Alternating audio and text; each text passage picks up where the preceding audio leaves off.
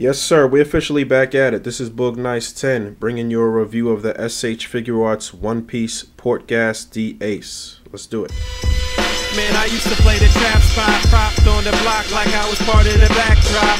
Now it's scale, props, effects, and backdrops. The right lighting, you never catch me biting. Say you make it look so real when you pose the figures fighting. I caught lightning, stuck it in the detour. Replicate epic scenes from the Kree War.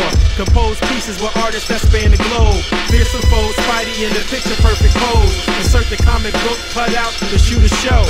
Oh, you ain't know? Yo, everybody know me. I made nerds cool nerd like my man Zoe. Took the everyday display, gave it a spark. Welcome to articulated comic book art. That's crispy.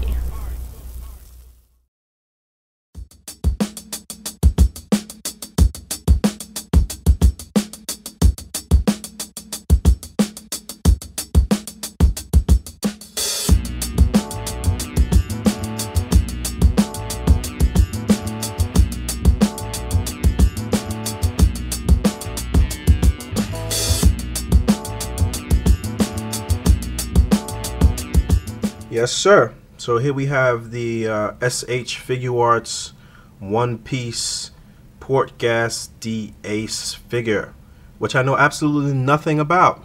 As far as the figure is concerned, it is a really nice looking figure. I love the sculpt of the figure. I love the paint apps. I just love the way it looks with that color, that sort of slim medium build. The articulation is great. Obviously you get a ton of accessories. This is a really nice looking figure. So the character is actually like a pirate, and he does have some sort of powers, some fire based powers. And like I said, I gotta really look up the actually watch the anime, so I will be doing that. But let's go over some of the accessories he actually comes with. So as far as like head and neck accessories, he has this little hat that he comes with. He also has a little necklace here, which I'll get on in one moment. Those are like signature things that he has in the actual anime. He's got two different heads. He's got one here where he's sort of got like a fish in his mouth, like a eaten fish. You could see the head there and the bone sticking out his mouth, and he's got some food on his face there, I guess.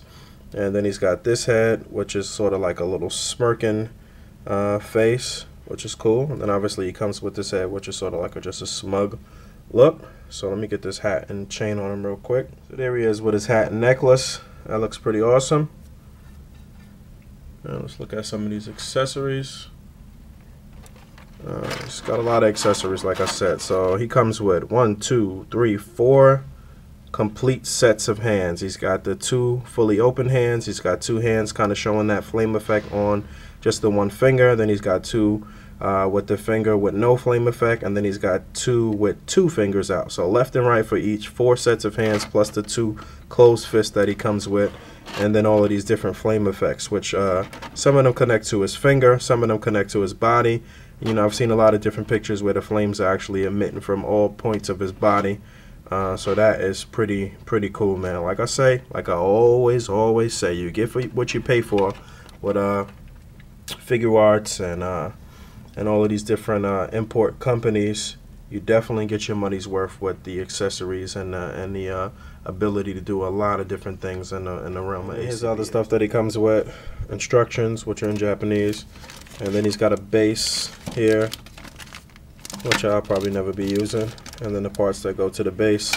So that's cool. And just so you can see real quick how the head comes off on this one, it's just it just pops off at the neck here. Be careful. And that's how you can actually put the chain on and off. And again, like most of these figures, the hair comes off, and then you remove the front of the face. If I can get this off, that'd be nice. That's how you can put the other face on, and then you put the hair back and pop that on. So there he is with the sort of smirking evil grin, and the head is on pretty much like a ball joint. It doesn't really move down or up as much as I would like, but it does rotate I believe the neck could actually move just a tad bit, not as much as I would like to. It does move here at the base of the neck, as well as where the head is on the ball joint. Still pretty good. I would like to have seen it be able to move up and down a bit more. I just realized what it was about the head and neck articulation that I was screwing up a bit. But the neck does rotate here at the base, like I said. And the problem was that I didn't have this peg turned. I had it turned where it was actually going left to right, side to side, rather than up and down. So now that I spent it around, you know, once you pop the head back on, then you can actually get it to move up and down. And then if you wanted to get them with some side action, then you could pop the head off and then just rotate this part again where it was how I had it originally, and then you could get some side to side action. So it does actually get pretty decent head and neck articulation. You got sort of like a ball joint here at the shoulder, but there is an extra joint that allows it to move forward and back there at the shoulder, so that's good for a little more articulation there, and it does get a pretty decent range of motion there. And then he does have a upper bicep swivel, so you can see that there.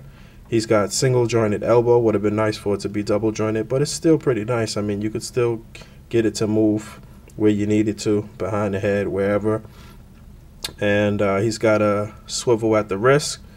Not really a hinge, but a swivel. Now, the only thing about these hands is that I have needed to run it under a little hot water to change the hands. It has been a little difficult to change the hands. Other thing is this, his little knife here is removable, so that's cool. This actually didn't come when he was in the package. It wasn't on him, so I forgot to actually mention that. But it is has a little peg there where you could actually put it in or remove it, so that's cool.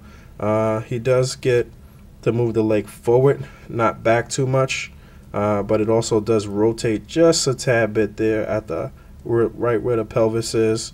The knees are double jointed, so that's good. It can move up and down on the hinge slightly, and it does have a pivot, so that's good. It just rotates here at the bottom of the boot, not up here at the top of the boot. Then he has this upper chest swivel, sort of like some of the newer Hasbro Marvel Legends. No waist swivel, which is unfortunate, but really, honestly, it's still a nice total range of motion on the figure. Same thing on both sides. Check out his tattoo there on the back, and his belt going through the loop there. Some nice detail on the belt. So really nice. Definitely nice articulation. You have him with some of those fire accessories. I changed the hand to the one pointed hand there. And you know what? I said that it doesn't have a wrist hinge, but it actually does. It's just that the again, that joint on the wrist is very delicate. You gotta definitely heat it up to make sure that you don't break off that peg. But it does have a wrist hinge, and all of these fire accessories are interchangeable. You can move them to different points on his body. Some of the ones that go on the hands, you have to remove the hand to actually put it on, and then put the hand back on. But very cool nonetheless.